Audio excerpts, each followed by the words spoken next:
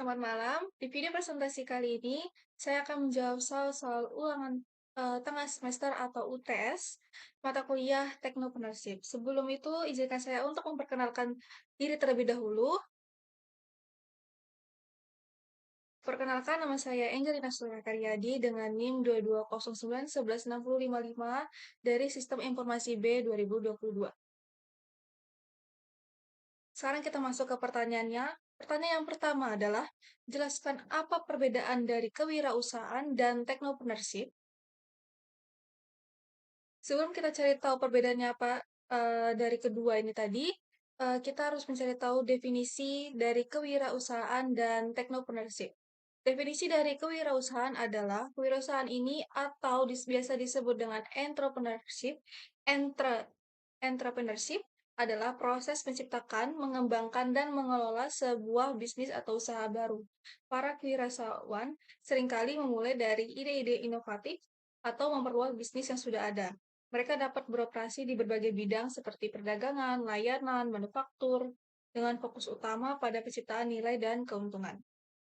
Sedangkan definisi ke technopreneurship adalah varian kewirausahaan yang menekankan pemanfaatan teknologi, informasi, dan komunikasi untuk menciptakan atau memperluas bisnis. Technopreneurship ini menggunakan teknologi sebagai alat utama untuk membangun, mengembangkan, serta mengelola bisnis mereka. Mereka seringkali fokus pada pengembangan produk atau layanan berbasis teknologi, contohnya seperti perangkat lunak, aplikasi seluler, atau platform online. Nah, lalu perbedaannya apa nih? Perbedaannya adalah kewirausahaan memiliki cakupan yang lebih luas dan tidak terbatas pada teknologi saja. Para kewirausahaan dapat beroperasi di berbagai bidang dengan ide bisnis yang beragam. Sementara itu, technopreneurship menekankan penggunaan teknologi sebagai elemen kunci dalam strategi bisnis. Mereka menggunakan teknologi sebagai sarana utama untuk menciptakan nilai tambah dan pertumbuhan bisnis. Pertanyaan yang kedua adalah, jelaskan menurut saya model bisnis yang tepat dan manfaat dari menerapkan model bisnis. Dan kalau menurut saya adalah model bisnis yang tepat adalah kerangka kerja yang digunakan oleh sebuah perusahaan untuk menghasilkan nilai dan keuntungan dari produk atau layanan yang mereka tawarkan. Ada berbagai macam model bisnis dan yang tepat dan yang akan tergantung pada industri, tujuan bisnis, dan karakteristik unik dari perusahaan itu sendiri. Nah, model-model bisnisnya itu adalah yang pertama adalah e-commerce, penjualan produk atau layanan secara online melalui platform e-commerce seperti Shopee, Tokopedia, dan lain-lain. Yang kedua, berlangganan atau subscription, menawarkan akses berlangganan bulanan atau tahunan untuk produk atau layanan.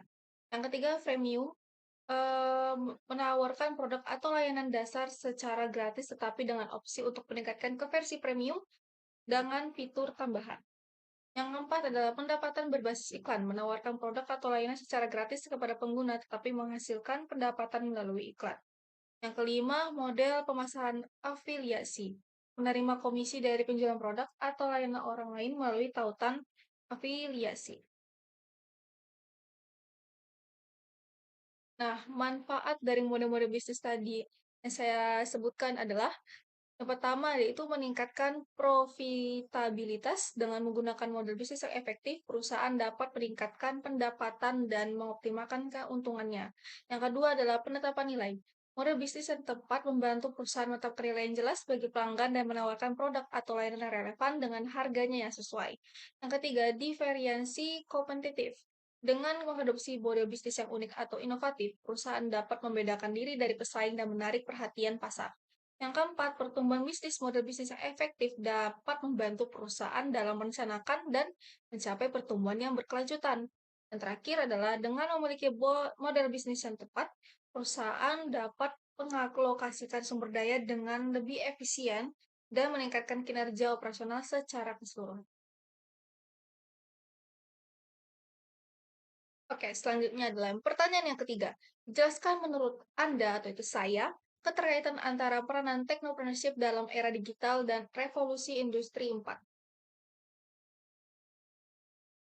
Jawabannya adalah yang pertama yaitu pemanfaatan teknologi. Technopreneurship berfokus pada pemanfaatan teknologi sebagai alat utama dalam menciptakan dan mengelola bisnis. Di era revolusi industri 4 ini, teknologi seperti Internet of Things atau LOT, kecerdasan buatan atau AI, big data, dan komputasi awan menjadi lebih terjangkau dan tersedia secara luas. Technopreneurship ini memanfaatkan teknologi untuk mengembangkan solusi inovatif, merancang produk dan layanan yang disesuaikan dengan kebutuhan pasar, dan pastinya meningkatkan efisiensi operasional. Yang kedua adalah inovasi berbasis teknologi. Revolusi Industri 4 memberikan dorongan besar bagi inovasi berbasis teknologi. Technopreneurship menggunakan inovasi ini untuk menciptakan solusi yang baru, mengubah cara bisnis yang dijalankan, dan menciptakan nilai tambah bagi para pelanggan. Mereka mungkin mengembangkan aplikasi mobile, platform online, atau sistem otomatisasi yang memanfaatkan teknologi terbaru untuk mengoptimalkan dalam proses bisnis.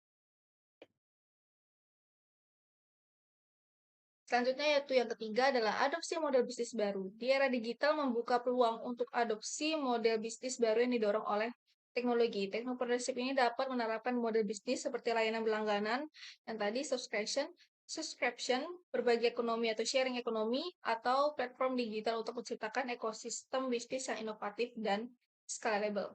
Yang keempat, peningkatan efisiensi dan produktivitas. Teknopreneurship berkontribusi pada peningkatan efisiensi dan produktivitas di berbagai sektor industri. Dengan memanfaatkan teknologi secara efektif, teknopreneurship dapat mengurangi biaya operasional, mempercepat proses produksi, serta meningkatkan kualitas produk dan layanan yang ditawarkan. Yang terakhir itu kelima, penciptaan lapangan kerja baru. Teknopreneurship membawa potensi untuk menciptakan layanan kerja baru dan mendorong pertumbuhan ekonomi di era digital. Dengan menciptakan startup dan perusahaan baru, teknopreneurship tidak hanya menciptakan kesempatan kerja untuk diri mereka sendiri, tetapi juga untuk orang lain dalam ekosistem bisnis yang mereka bangun. Nah, pertanyaan selanjutnya adalah, jelaskan menurut Anda bagaimana strategi pengembangan produk yang baik dan sesuai dengan teknopreneurship. Nah, menurut saya, strategi pengembangan produk yang baik dan sesuai dengan teknopreneurship harus mempertimbangkan penggunaan teknologi sebagai alat utama untuk menciptakan nilai tambah bagi pelanggan dan memperkuat posisi bisnis. Lalu, strateginya apa nih? Strateginya adalah langkah pertama, pemahaman mendalam tentang pasar dan pengguna. Memahami kebutuhan keinginan dan tantangan pelanggan secara mendalam melalui riset pasar yang menyeluruh, kita dapat mengidentifikasi peluang dan kebutuhan yang terpenuhi.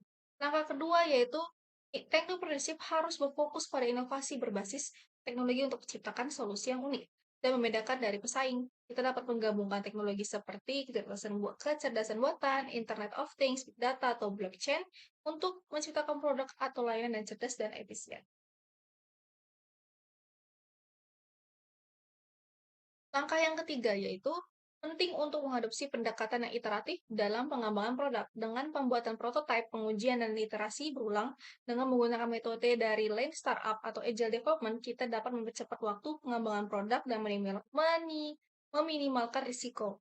Langkah yang keempat yaitu fleksibilitas dan responsif terhadap perubahan. Kita perlu memiliki fleksibilitas untuk menyesuaikan produk dengan cepat sesuai dengan umpan balik pelanggan dan perubahan pasar. Kemampuan untuk merespon dengan cepat terhadap perubahan adalah kunci keberhasilan dalam era digital yang cepat berubah. Strategi yang keenam yaitu skabilitas dan pertimbangan infrastruktur teknologi. Kita ini harus mempertimbangkan skalabilitas produk dan membangun infrastruktur teknologi yang mendukung pertumbuhan bisnis dalam jangka panjang. Ini termasuk memilih teknologi yang scalable dan memastikan keamanan data dan privasi pengguna. Langkah ketujuh yaitu yang terakhir, pengalaman pengguna yang mencengangkan.